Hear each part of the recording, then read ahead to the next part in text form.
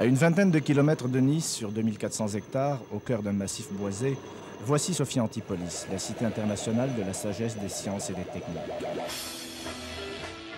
C'est au début des années 70, en plein milieu de la garrigue du plateau de Valbonne, que Sophia Antipolis voit le jour. Cette technopole s'étend sur 5 communes des Alpes-Maritimes. C'est la plus importante d'Europe. Pierre Lafitte en est son concepteur. Ce qu'il faudrait, c'est que ça ressemble aux alentours de Palo Alto ou de certaines des plus grandes universités technologiques américaines. L'ancien sénateur, âgé de 93 ans, est en train d'écrire ses mémoires. Une large place est bien entendu consacrée à la zone d'activité de Sophia Antipolis. Comme devant être international. International et surtout un brassage. Un brassage de gens ayant de la culture aussi, différente et le contact entre ces cultures provoque de la créativité. Voilà. Et la réussite de Sophia, c'est surtout le fait qu'on est arrivé à créer un état d'esprit particulier. Sophia Antipolis regroupe des sociétés à haute valeur ajoutée, des start-up et des étudiants. Dès sa création, le projet intéresse les plus hautes instances de l'État.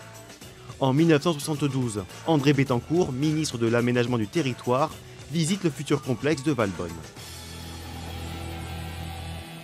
C'est une affaire qui, à notre avis, a une importance nationale et même internationale, car on verra venir ici des activités, des sociétés qui sont européennes ou qui sont extra-européennes, j'en suis convaincu. La création de ce complexe scientifique et technique doit également permettre de diversifier les activités économiques des Alpes-Maritimes.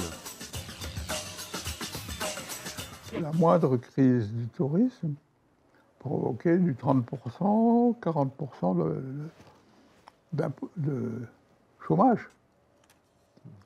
La monoculture touristique, elle est dans les esprits d'ailleurs. Parfois, je dis même,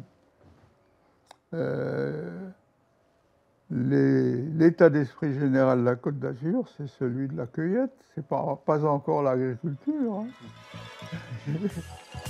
50 ans après la création de Sophia Antipolis, Pierre Lafitte a un grand regret.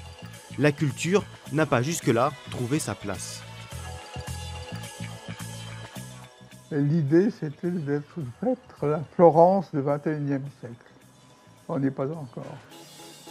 Si c'était à refaire, j'essaierais d'imposer qu'il y ait un financement pour une fondation.